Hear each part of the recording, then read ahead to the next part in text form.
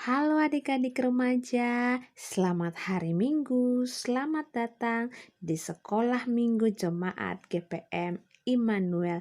Shalom. Hari ini jumpa lagi dengan kakak pengasuh untuk subjenjang anak remaja 2. Hari ini kita akan belajar sekolah minggu untuk pertemuan ke-11. Namun mengawalinya, mari kita siapkan hati dan pikiran kita untuk ada di dalam doa. Kita berdoa. Bapa kami yang ada di dalam kerajaan surga, di kesempatan saat ini Tuhan, kami selaku anak-anak sekolah minggu, subjenjang anak remaja 2, datang ke hadirat-Mu Tuhan, naikkan syukur dan terima kasih atas penyertaan yang telah Engkau berikan bagi kehidupan kami, karena sepanjang hari ini Tuhan, kami boleh ada sampai saat ini, bukan karena hebat dan kuatnya kami, tetapi karena pertolongan Tuhan yang mau jadi sehingga kami anak-anak-Mu boleh ada sampai hari ini. Tuhan Yesus, Engkau mau berkati ibadah sekolah minggu ini dari awal hingga pada akhirnya, mau jadi hanya di dalam namalah Bapa, Anak, dan Roh Kudus. Dan di dalam ibadah ini Tuhan, kami anak-anak-Mu akan mendengarkan sabda kebenaran firman-Mu. Biarlah Engkau mau datang, sucikanlah hati dan pikiran kami Tuhan, agar sebentar firman Tuhan yang akan kami baca dan kami dengarkan, boleh menjadi pegangan dalam kehidupan kami dari hari lepas hari. Berfirmanlah bagi kami Tuhan, sebab kami telah siap untuk mendengarkan apa kata firman-Mu. Amin. Ya, adik-adik remaja yang diberkati Tuhan, hari ini kita akan membaca firman Tuhan yang terambil dalam kitab Perjanjian Baru, Injil Matius pasal 8, ayat 1 hingga ayatnya yang keempat yang menyatakan Yesus menyembuhkan seorang yang sakit kusta. Setelah Yesus turun dari bukit, orang banyak berbondong-bondong mengikuti dia. Maka datanglah seorang yang sakit kusta kepadanya, lalu sujud menyembah dia dan berkata, Tuan, jika Tuan mau, Tuan dapat mentahirkan aku. Lalu Yesus mengulurkan tangannya, menjamah orang itu dan berkata, Aku mau, jadilah engkau tahir. Seketika itu juga tahirlah orang itu daripada kustanya. Lalu Yesus berkata kepadanya, Ingatlah, jangan engkau memberitahukan hal ini kepada siapapun, tetapi pergilah, perlihatkanlah dirimu kepada imam dan persembahkanlah persembahan yang diperintahkan Musa sebagai bukti bagi mereka. Demikian firman Tuhan kita di saat ini. Berbahagialah kita semua yang mau mendengar dan mau melakukannya di dalam kehidupan kita dari hari lepas hari. Ya, adik-adik remaja yang diberkati Tuhan, hari ini kita sudah berada pada pertemuan ke-11. Nah, di dalam pertemuan ini kita akan belajar tentang pertolongan Tuhan yang dilihat dari kisah penyembuhan orang kusta.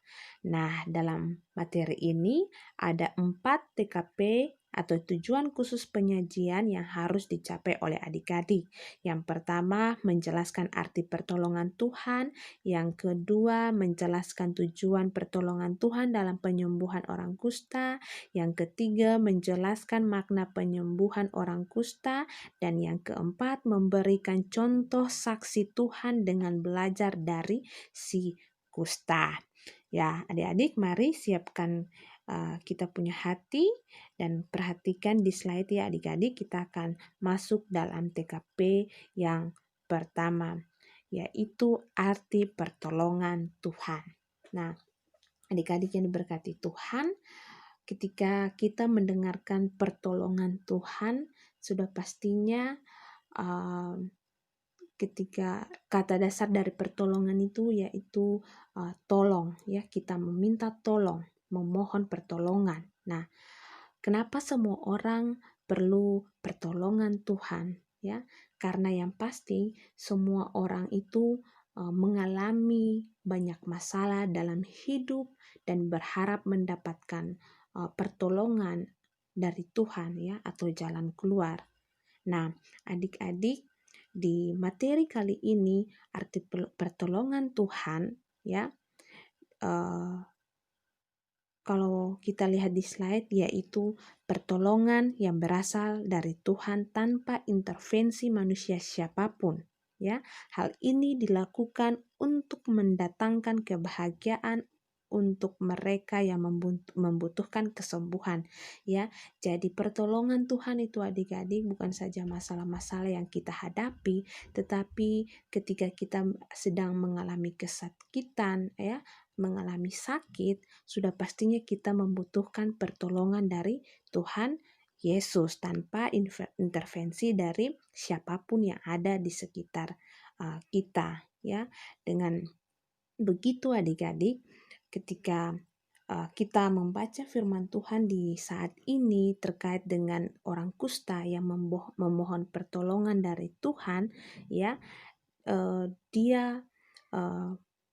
datang kepada Tuhan memohon, ya, orang kusta memohon kepada Tuhan untuk mentahirkan dia, ya. Situ kita bisa lihat di slide adik-adik, penyembuhan orang kusta adalah bukti kemahakuasaan Yesus berlangsung melalui perkataan, "Aku mau menjadikan engkau tahir," disertai dengan perintah untuk perlihatkan kasih dari kuasa kesembuhan kepada imam dan berikan persembahan sebagai tanda syukur. Ya, adik-adik.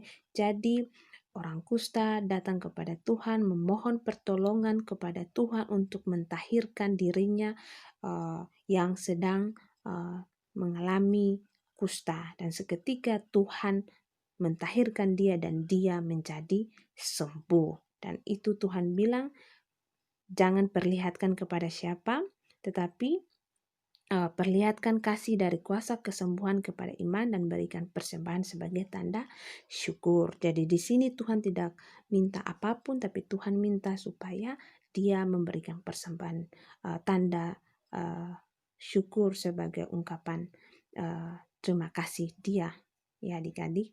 Lalu kemudian yang TKP yang kedua, tujuan pertolongan Tuhan dalam penyembuhan orang kusta. Nah, adik-adik, ketika Tuhan Yesus menyembuhkan orang kusta, dia bukan mencari popularitas, dia bukan mencari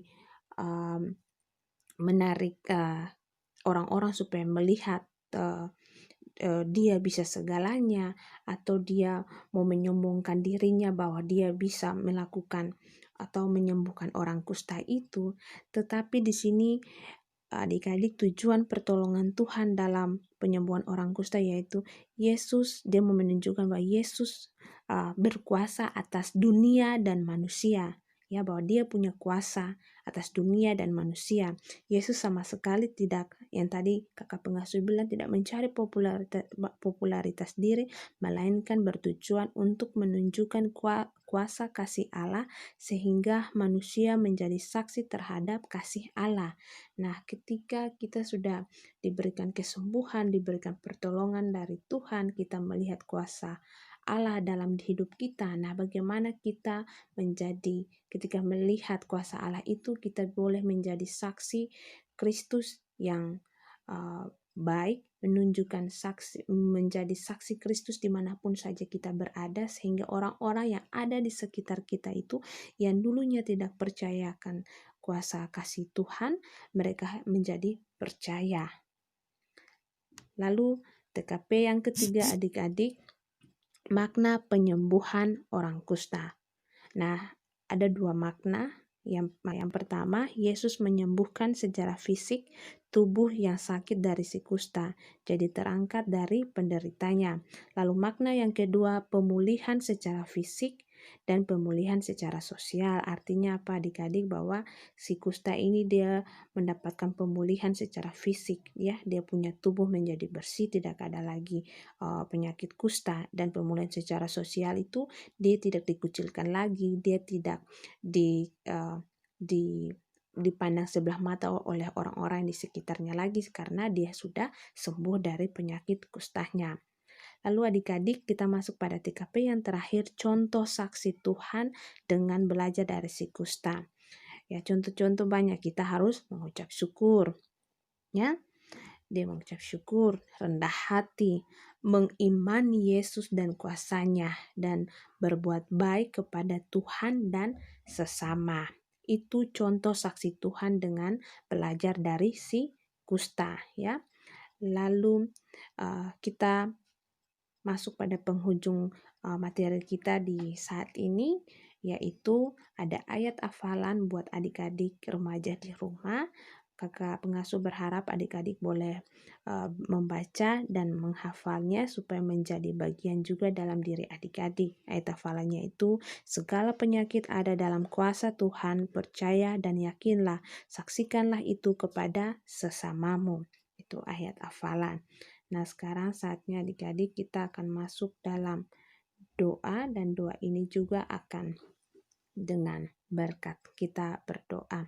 Tritunggal Allah Bapa, Anak dan Roh Kudus, Bapa yang kami sembah melalui anakmu Yesus Kristus, Tuhan yang adalah juru selamat kami. Di kesempatan saat ini Tuhan, kami mengucap syukur dan berterima kasih untuk pertolongan Tuhan sampai saat ini kami boleh ada, karena bukan hebat dan kuatnya kami, tapi campur tangan Tuhan sajalah sehingga kami ada sampai hari ini. Terima kasih Tuhan, kami sudah boleh mendengar dan membaca firman Tuhan. Biarlah firman Tuhan di saat ini dan materi di saat ini tidak akan berlalu dengan begitu saja, tetapi akan menjadi bagian dalam kehidupan kami, agar kami selalu mengandalkan Engkau Tuhan, agar kami selalu ketika mengalami masalah kami memohon, berdoa untuk pertolongan-Mu Tuhan Yesus.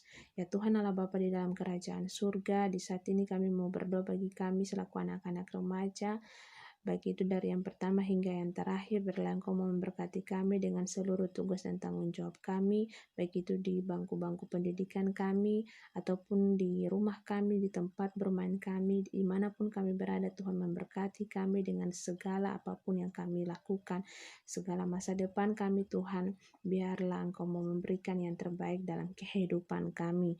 Kami mau berdoa juga bagi orang tua kami. Biarlah Engkau memberkati orang tua kami dengan seluruh tugas dan pekerjaan yang mereka lakukan. Biarlah apapun yang mereka kerjakan boleh menjadi berkat dalam kehidupan keluarga kami, dan kami juga boleh menjadi berkat bagi banyak orang. Kami mau berdoa juga menyerahkan kehidupan para pengasuh Tuhan Yesus dengan seluruh tugas dan tanggung jawab yang mereka lakukan. Biarlah Tuhan memberikan kekuatan dan kemampuan selalu bagi mereka, agar mereka boleh memberikan yang terbaik bagi anak-anak asuh. Mereka boleh memberikan firman yang sesuai dengan kehendak-Mu Tuhan Yesus. Lalu Tuhan Yesus, inilah kami semua, kami mohon ampun atas segala salah dan dosa. Lalu hanya di dalam nama Tuhan Yesus kami berdoa. Kiranya kasih karunia dari Allah Bapa, cinta kasih daripada Roh Kudus mau tinggal menyertai kehidupan kami semua yang hadir di saat ini, yang mencintai bahkan yang membenci kami sekalipun, mulai saat ini terus kekal sampai selama-lamanya. Amin.